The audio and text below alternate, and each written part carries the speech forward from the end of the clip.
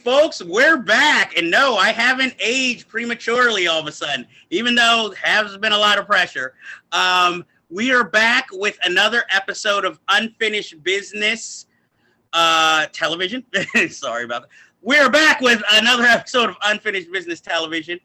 Sorry if the audio, if you hear something in the background, that is my air conditioning. It is the middle of summer and it is very hot. So unless you just want to see me melt on this show, I have to have it on or else, it would not be a pretty sight. Just in case you're new to the program, I am Jeff Galashaw, host of Unfinished Business Television. And with me, as always, is my co-host, Andre Joseph of AJ Epics. You need the LeVar Burton visor from Star Trek, because you're giving me LeVar Burton vibes right now. Why? He doesn't have gray in his beard? You didn't see Star Trek Nemesis? Apparently, I didn't pay that much attention, unless it was like an old episode of The Next Generation where they show them all in the future. Oh, yeah, And, everybody just all of a sudden has a beard except for the ladies. But this week, we are jam-packed in this July edition because we have a lot of news coming out of Comic-Con. Of course, it's mostly about Marvel, some about DC. And we have a whole bunch of trailers. That's something we haven't had in a while. And we have a whopping 6 movies to review also. And unfortunately, a lot of people have passed who we have to talk about. So let's start off with Comic-Con news. Whoa, Marvel was just waging war this year because we not only got Phase 5 information of Disney Plus television, we also got all the movies of Phase 5 and a little hint of Phase 6. And so I'll start off with Disney Plus television. We have Secret Invasion in spring 2023.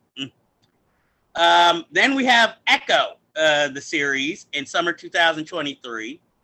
Then we have, piggybacking on that, Loki coming in summer 2023, which is probably one of the few Marvel shows that I actually watched other than WandaVision. So I am way behind on all of these shows. Ironheart in fall 2023, which will be interesting that they're starting it as a television show rather than a movie. But I figure also, as with the new Miss Marvel movie, maybe it's because it's more geared towards teens or a younger audience. So, let them just adapt that character that way instead of trying to shoehorn it into a 2-hour movie. And from watching the latest Miss Marvel series, which I will admit I didn't finish yet, it seems like with these, even though they're superheroes, they seem to be little lesser superheroes than major superheroes. Again, that's only my opinion. I could be wrong. The most interesting one that is coming out is Agatha Coven of Chaos in winter of 2023. That one, I wonder if it's more about because of how popular she was as a villain, and that's the reason, or was that always originally in the plans? And then we have everybody creaming their jeans for this one, Daredevil Born Again in spring 2024.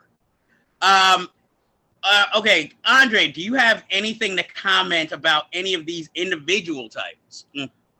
Yeah, I mean, I have thoughts on it as a whole, but I would definitely say that, first of all, this was something that I think Disney and Marvel really needed to do because there's been a lack of direction with the MCU as of late with Phase 4. We've had some good ones. We've had some ones that are just trying to play to different diversities, different demographics, and I've been feeling kind of mixed with some of the shows, I'll be honest. But for the most part, I'm kind of excited for some of these. I'm definitely excited for Daredevil. I have a lot of excitement for Secret Invasion. I think we're kind of sleeping on that right now. Stuff like Echo and Ironheart and Agatha, I just feel like they're not really doing those because everybody thought that they were so popular. It just seems like they want, I don't know, I guess they're trying to aim for so many different audiences right now with these shows that it's like, okay, well, everybody liked Agatha, so let's give her a show. We haven't even seen Ironheart yet. She's supposed to make her debut in Wakanda Forever, and already from like the little artwork that I saw, I'm not impressed. I'm not excited for that. But Daredevil, I'm definitely looking forward to out of all of them. Do you think Echo is sort of like Agatha, where it was more, I guess, decided to be pushed because of fan service more and popularity? But that's the thing. I didn't really see a lot of people that liked Hawkeye in general. I just only feel like they're doing Echo because she is a handicapped character. You know, she's deaf, and the real actress does have, I think, like only one leg. So it's like they want to really push this idea. Oh yeah, we can make anybody a superhero in Marvel now, and yeah, that's all well and good. But if the audience isn't really like responding to that character in this major way, oh, I can't wait to see more of her. It's like, why are we getting this? It's like, even for me with Miss Marvel, I can see where the kids love it, but for me, I'm just trying to like get through the episodes just to see, okay, how's this going to tie into everything else, and that's been a problem.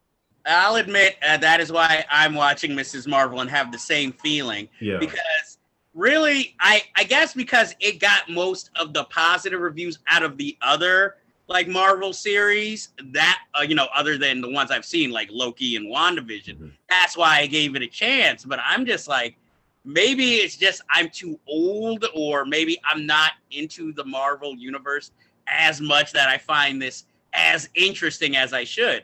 Because, like I said, I'm very slow going into these Marvel series. Like, still haven't watched Moon Knight, still haven't watched Falcon and the Winter Soldier. I probably will eventually, but like with Miss Marvel, with these episodes, I'm taking it very slowly.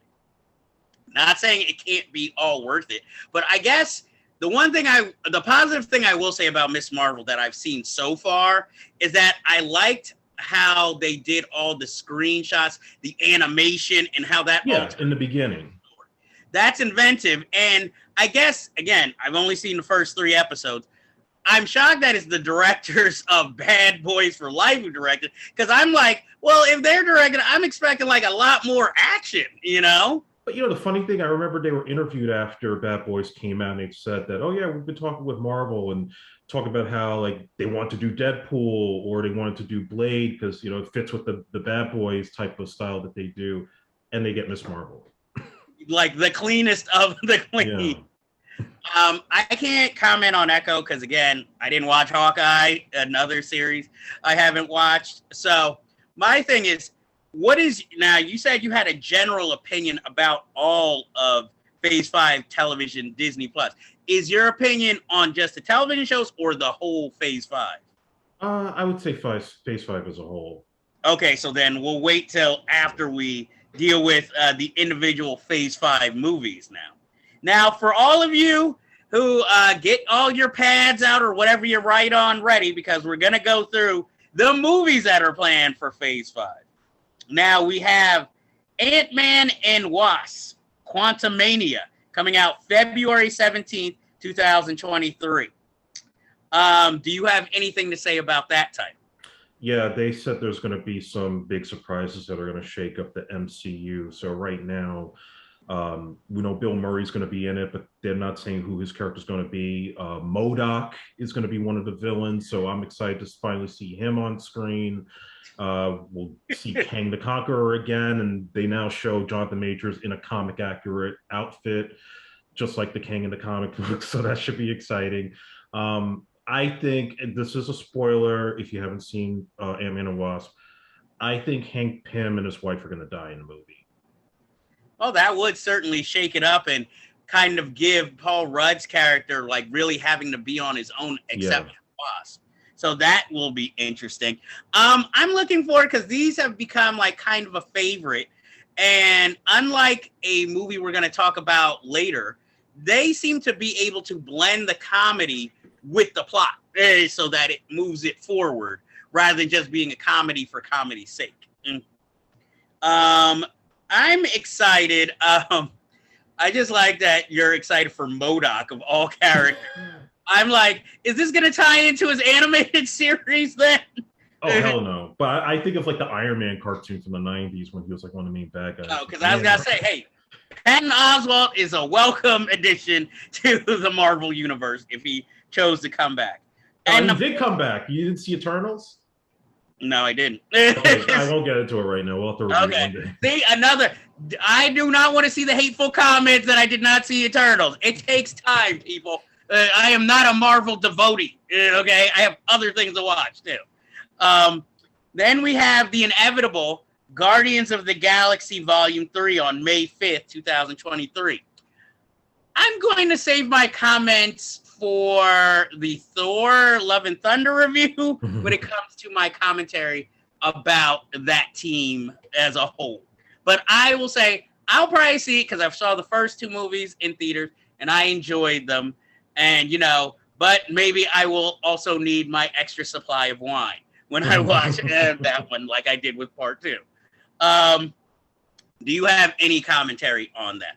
Even though it's supposedly the last of the Guardians of the Galaxy. Yeah, I'm excited for it. I'm glad that James Gunn was able to come back and finish off the trilogy. You're getting Adam Warlock in there, and I've seen Will Poulter's work on the show Dopesick, so I'm curious to see how his take on Warlock is going to look like. And again, probably more surprises, more setups for the cosmic realm of the MCU. I'm hoping maybe a little Silver Surfer, Galactus setup of some kind. It may not happen, but I'd like to see it. I like it. It's like, okay, I know you enjoy Dopesick, but it's like, Will Poulter's been in a lot of other movies you see. Yeah, okay. Detroit, he was good. Yeah, I was going to say, Detroit, Midsommar. I'm like, come on. And I'm just interested because Will Poulter is just so freaking tall. Yeah. I've seen him in real life. He's like the size of a basketball player. But somehow all these directors have managed to make him look human regular size on screen. I was like, if anybody could play Galactus in a movie, give it to Will Poulter. It's like all you have to do is get like some models. It'll be like Godzilla, a Godzilla movie with him. Okay.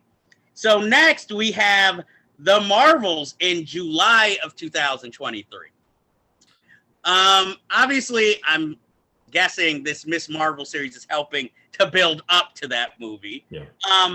I always love to see Brie Larson on the big screen, and this is, of course, is one of the movies where the first Marvel movies where it was just like, it's okay, nobody was like, oh, this is one of the best. It was more like, this is their first, like, they can't all be winners, other than obviously Hulk.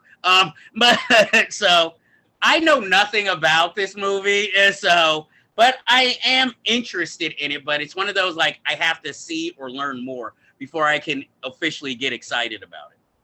Yeah, I have two thoughts on the Marvels, and they actually give me some level of hope that it's going to be better than Captain Marvel. Okay. One is the change in directors, because Ryan Fleck and the other director he worked with, I didn't think their direction was great on Captain Marvel. It just felt like every other Marvel movie, other than the 90s setting, which was the only thing I really enjoyed. But the rest of it, the editing and the back and forth with the flashbacks, it didn't work for me. So now you got Nia DaCosta, who just did Candyman.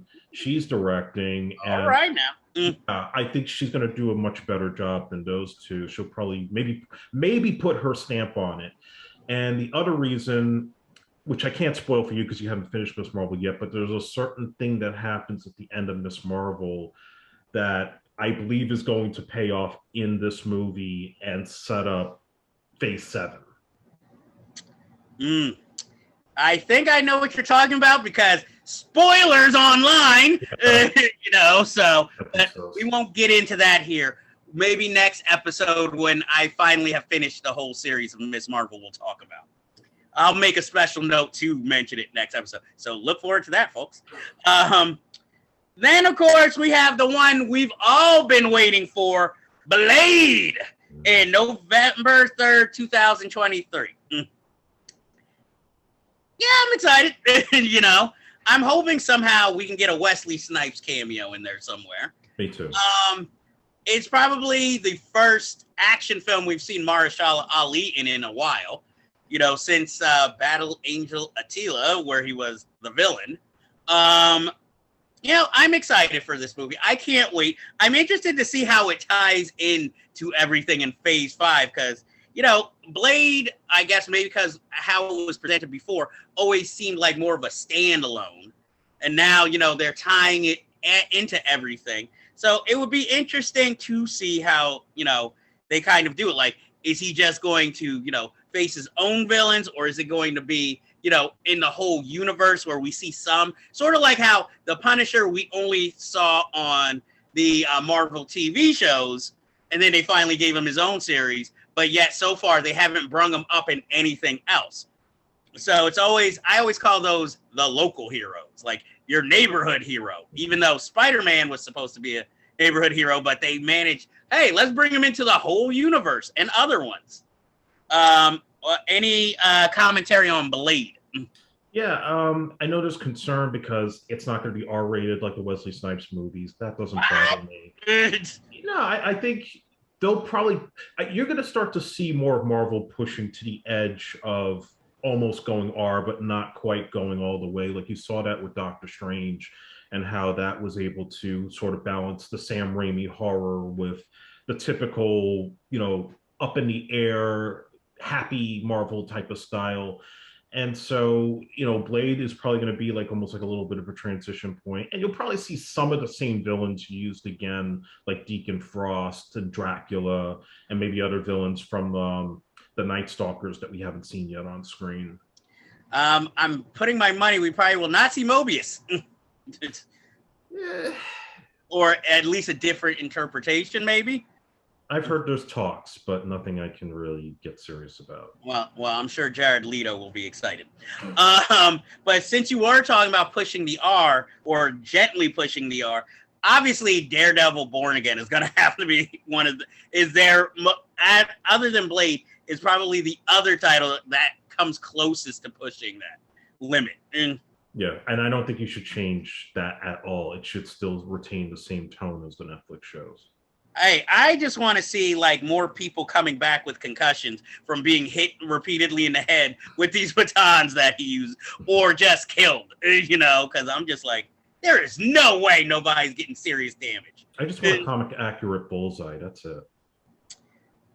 Well, I mean, considering the one we had before, it's not going to be that hard. Though I will say he was one of the better aspects of that movie, because at least Colin Farrell was trying, We won't. Yeah, we won't speak of the actor who starred in that movie, and as long as I think we're also in that series. I think we're gonna get the yellow suited Daredevil. Yeah, we'll talk about the She-Hulk trailer later, but going that route. Mm-hmm. And then next we have Captain America: New World Order. Black Captain America, Anthony Mackie, stars again as Falcon / Captain America, coming to you May 3rd, 2024. I've liked all the previous Captain America movies. I didn't watch the series yet. I'm excited to see which direction it's going to go in. As long as, we got my man, over 60 years old, Don Cheadle back as War Machine, I'm good. And that's all I need. Don't somehow find a way to bring Terrence Howard back. What are your feelings as somebody who saw the Captain America series, or Falcon and Winter Soldier? What are your feelings on this? How do you do the New World Order without Hulk Hogan and Kevin Nash? I'm kidding. Make a cameo. No, I'm like, listen, can they tone down the suit at the very least? Because this is a movie I'm actually more concerned with, and it's not just because it's a Black Captain America. This happened in the comic books. It's happened in the MCU now, and I thought that was like the most woke show of all of them. But is Anthony Mackie a big enough draw to bring in a theatrical audience? Especially when this is the other issue with these films now coming out. They're literally on Disney Plus within like 3 weeks. You think people are going to pay money to go see this? And if it doesn't make its bank, they'll just say, okay, well, we're just going to wait till it comes out at home because we weren't crazy about the Falcon and the Winter Soldier. I'm pretty concerned with this one. Even if they have like more Captain America characters involved, I think there's some red flags here. Well, see, this one, it's interesting you brought that up because it also goes into another subject I had wanted to talk about, which is like you're saying these movies go on Disney Plus within 3 weeks. And my thing with this, I feel like the title alone and being able to see it on the biggest screen available will bring out the diehards. It might not be the highest grossing movie, but I think it'll bring people out. And I don't think it really matters who starred because most people didn't know who Brie Larson was, but Miss Marvel was a hit. But I admit that was before Disney Plus was really, like you said, like 3 weeks and we're back and we're on television. But this is why I don't understand Netflix business model, because you're putting 200 to 220 million into a film that you will put in theaters, but you don't advertise cinematically at all. Mm-hmm. You only advertise it on Netflix or obviously YouTube. So you're not really getting the word out to people, like to see The Gray Man in theaters. So everybody just thinks, oh, I'll just wait for it on Netflix.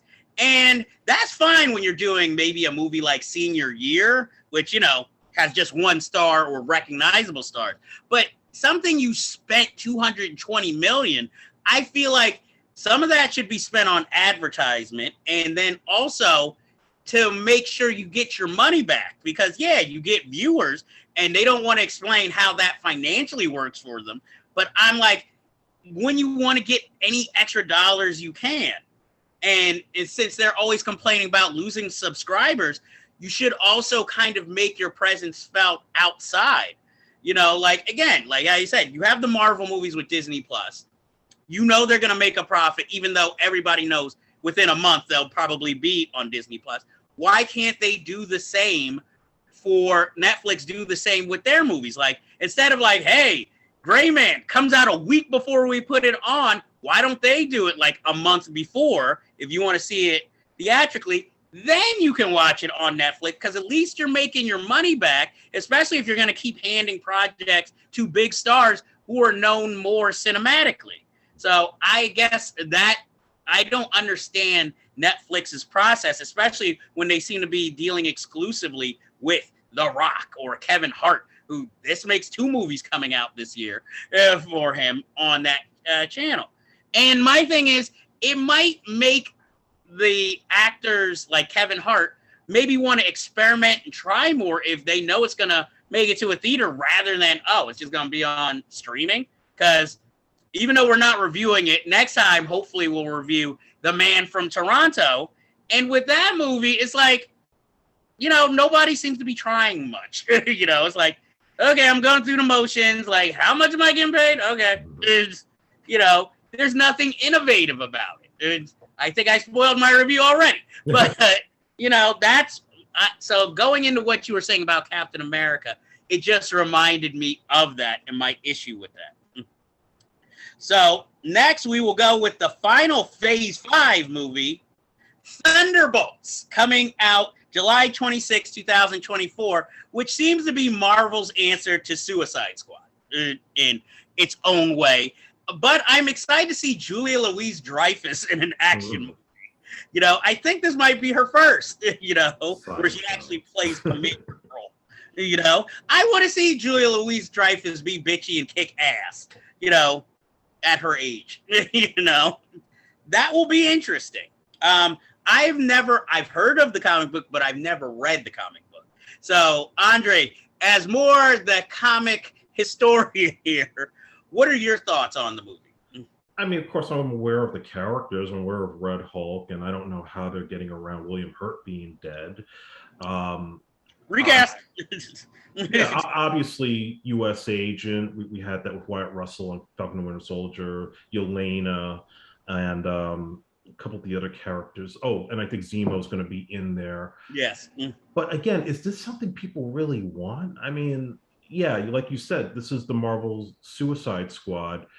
But I just feel like they are only doing this because at the time they greenlit it, they didn't have X-Men. So they're like, let's figure out another team to bring into the MCU since we don't have Avengers built up just yet with a new roster.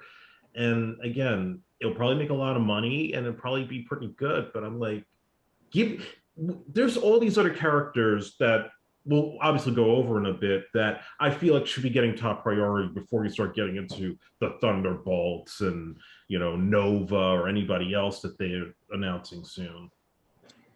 Do you think this has the? I guess it all depends who's also behind the camera, but do you think this has the risk of becoming another The Eternals? And It's probably not as risky because at least they've had the setups already with the shows, but at the same time, it really depends on the overall look and direction of it. And, if it's going to be, it has to be different from the Avengers. That's really what it's got to come down to. Like, what makes these characters not so goody two shoes compared to them? well, I mean, we know what Captain Zemo did, so it's like, okay, as long as it's not the Inhumans, that. Oh, no, no. Because notice how they wrote that off, and you never hear about them anymore. But I'm excited because it's sort of like, again, I keep bringing up Thor: Love and Thunder. This is probably the best acting cast that we have, coming in. Julia Louis-Dreyfus, Florence Pugh, the guy who plays Captain Zemo, whose name I can never remember, but who I love as an actor. Roll, I think his name is. Yes, if you haven't seen the Chris Hemsworth racing movie Rush, go see that because he totally steals that movie, at least in my opinion.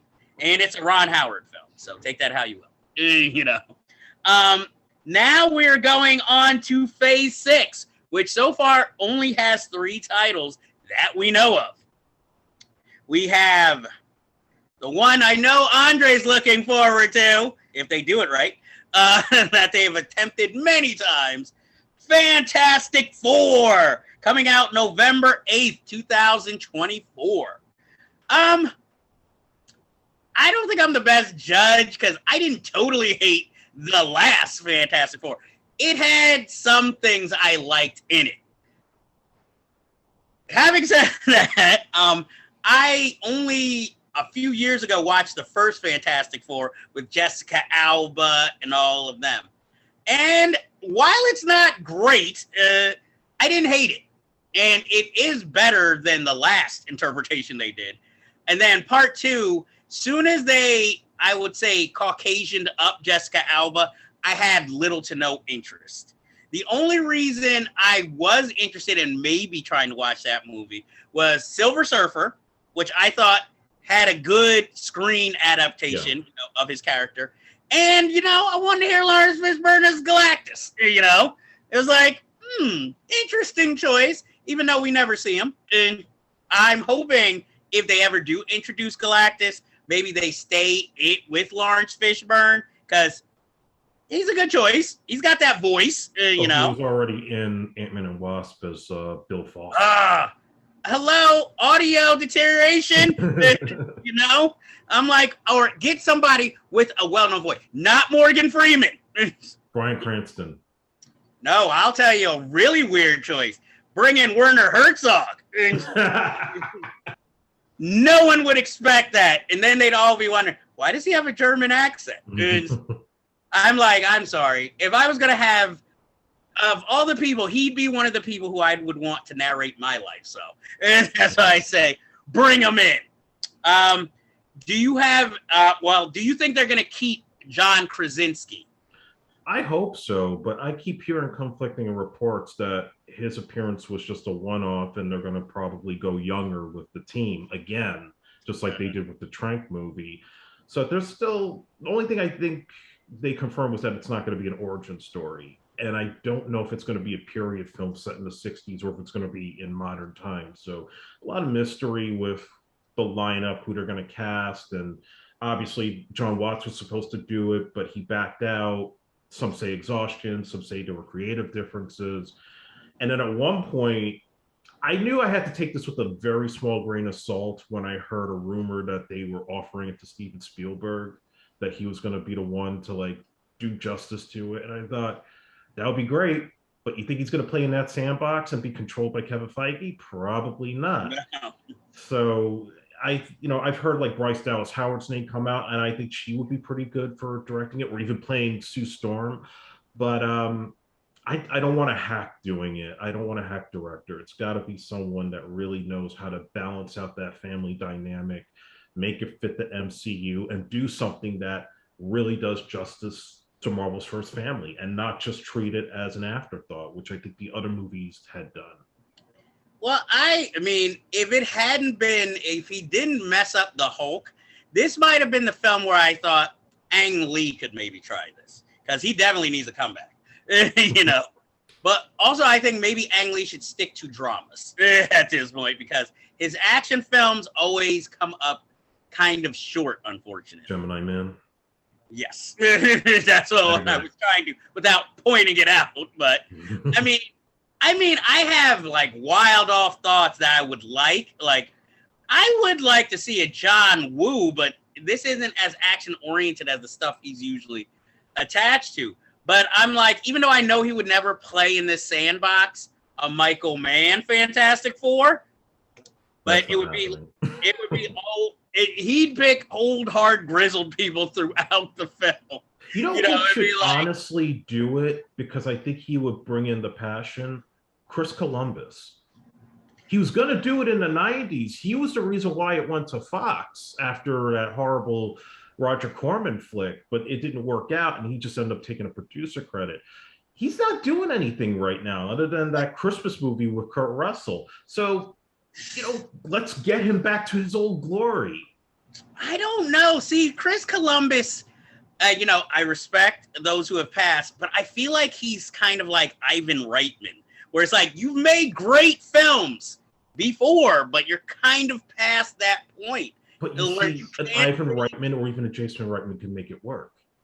See, no, I would totally not say Jason Reitman. I'm like, Jason Reitman, stay within your box. Stay within these comedy dramas. I do not want you all of a sudden, don't pull a James Mangold and now all of a sudden, I only do big budget studio movies now. Stay true to yourself. I mean, eventually you can, but see, I think this is another case where you kind of need an independent director who's known for maybe their offbeat style to bring it into, more of a blockbuster. Because look at how it worked out with James Gunn. And, I mean, you have now, they're trusting, like, Nia DaCosta, with the Marvels. You had, that was probably the original plan they had for Ryan Fleck and Anna Boden, who had made a bunch of independent films. And then, finally now they have this studio film. And it's also the formula they're going with, or went with, I can never remember this character's name, the 7 Golden Rings. Oh, Shang-Chi. Yeah, and now he's going to be the director, Destin, oh God, I'm bad with names. Destin something. He's directing the new Avengers movies, and it's sort of like that's what happened with the Russo brothers. They made independent films. Then all of a sudden they were called into Marvel to, make all these like Avengers movies that everybody says is the best. And afterwards, the products that have come after probably pale in comparison to those films, even though just as much of a budget almost. So I'm just wondering, like for Fantastic Four, maybe that's what they need. Like, again, this is a weird thing. Tumble the dice, Mm-hmm. This is sort of like, you had Kate Shortland, who was an independent director, who ended up directing Black Widow too. So things can work out in strange ways. Sometimes it's a great gamble, sometimes it's not. But I think what you need is somebody. They all obviously have vision going into the project, but you have to have somebody who has a vision that can be out there, but can also be made convenient or conventional for an audience, like Taika Waititi, sort of.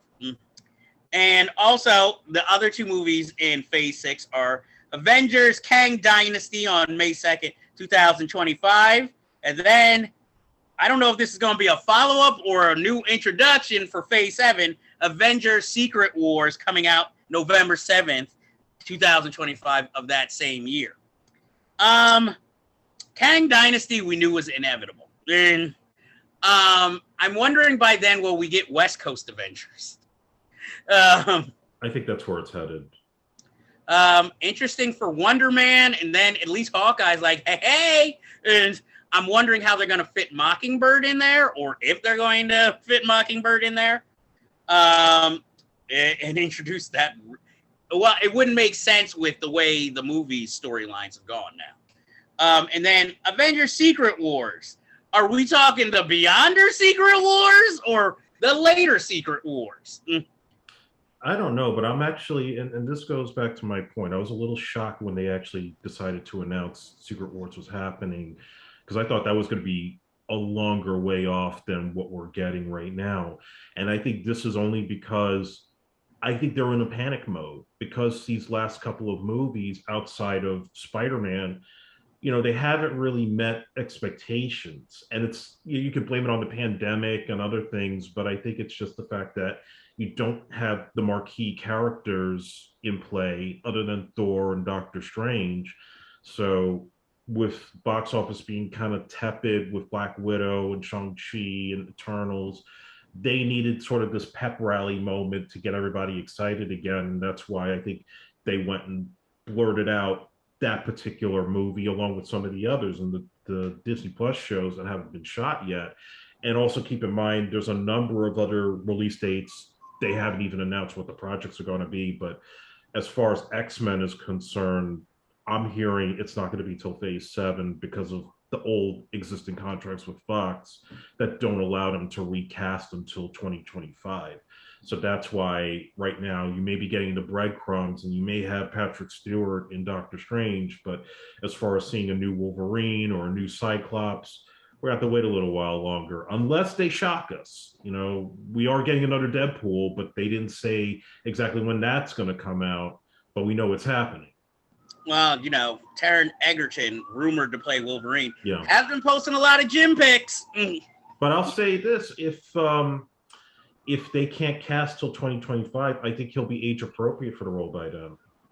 Well, my thing is, I would have figured if they were going to go with an Avengers film instead of Secret Wars, I would have figured like something like Secret Invasion would have been an Avengers film, and that they could set up all through phase 5 and 6, because we've already kind of been introduced to it. So then if you have that long lingering storyline and then it finally pays off, I thought that would be interesting. But then again, it would be hard to explain to an audience member just coming into the movies. Because at least I'll give the Marvel movies this. Even though all these movies have history, and it helps if you've seen previous movies to help explain some of the jokes and some of the scenes, you can still, as an outsider, watch these films and still be entertained.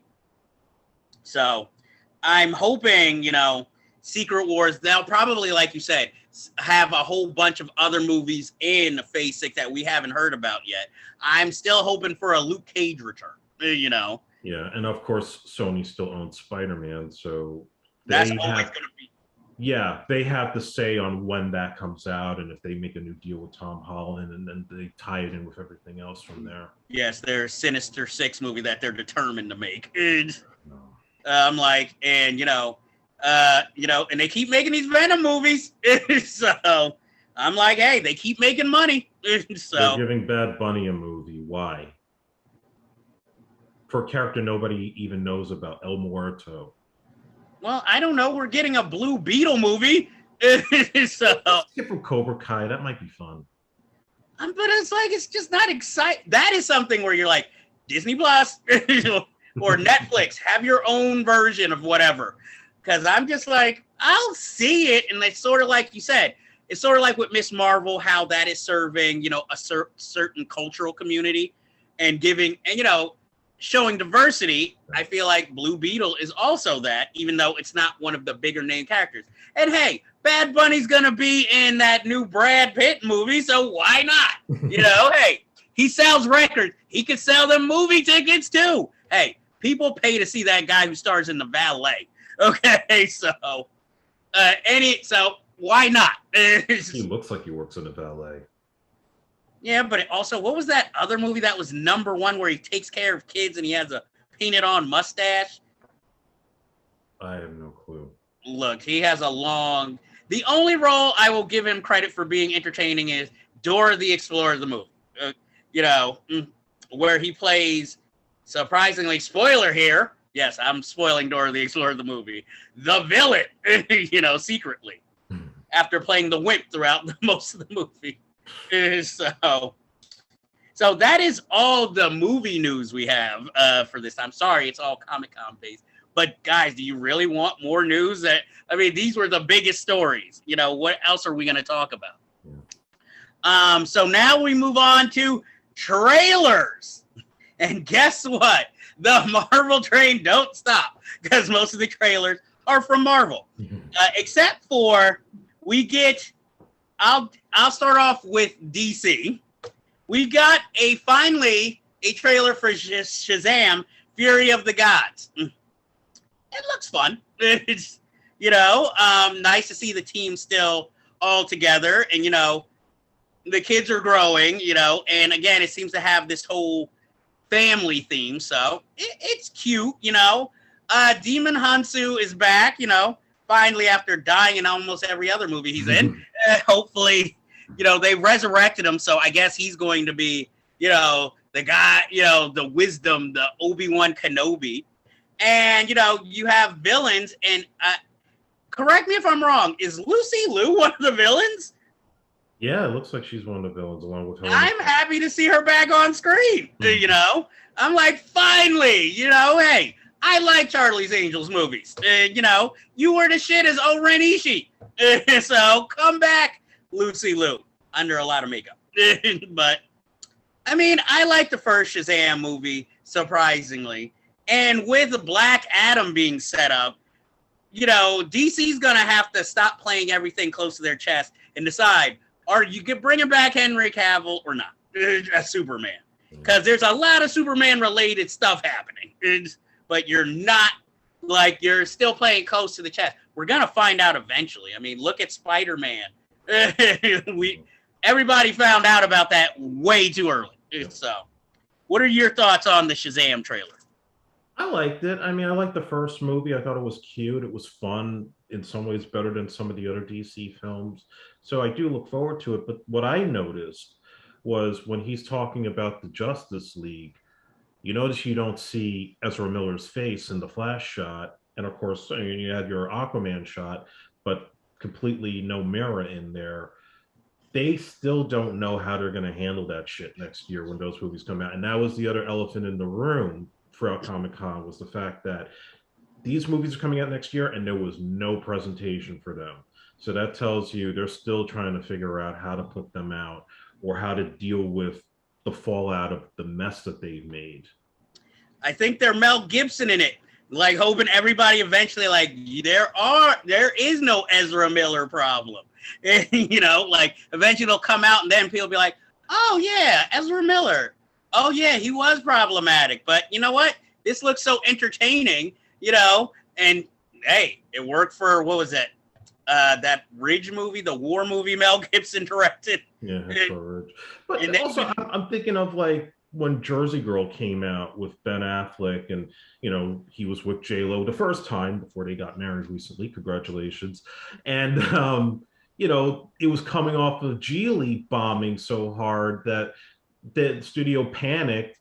So they said, well, she dies in the beginning, so just only have her in there for 2 minutes, kill her off, and then minimize her in the marketing.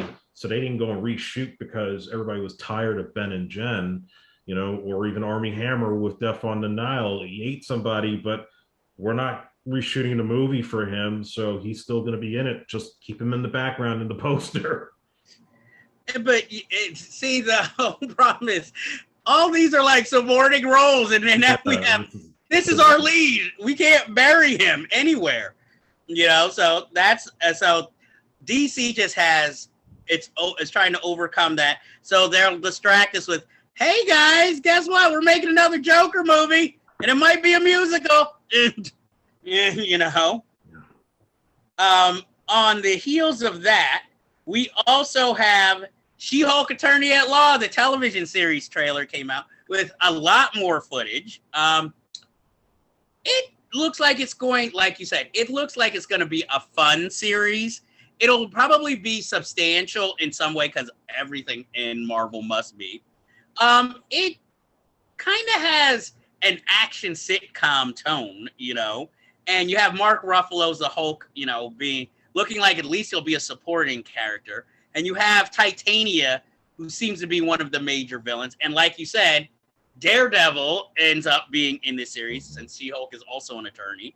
So it will be interesting to see how this is. And it stars Tatiana Maslany, who I just adore as an actress from Orphan Black. So it'll be interesting, just like Mark Ruffalo, it's more CGI She-Hulk, obviously. She didn't have to go through an extreme workout to become muscular or anything. But I am looking forward to this series.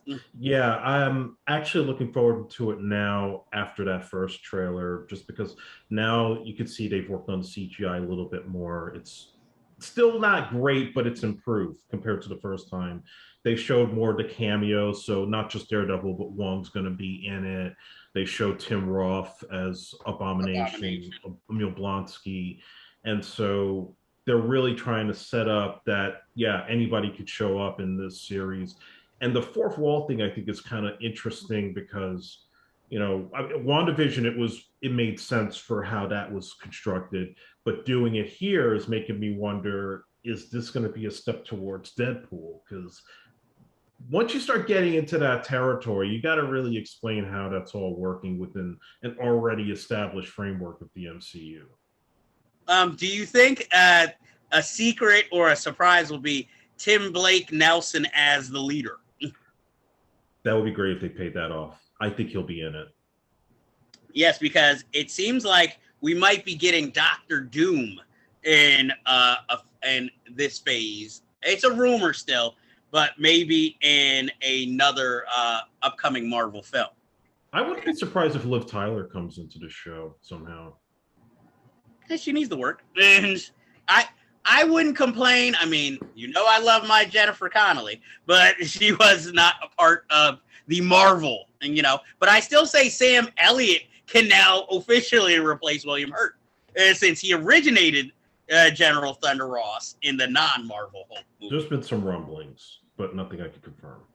Hey, the man got a Best Supporting Actor nominee for A Star Is Born. He needs to work. He's not getting. He needs to get the Jeff Bridges roles. He needs to get the Kurt Russell roles. I think Sam Elliott could hold his own in a fight between those two. Sam Elliott is a national treasure.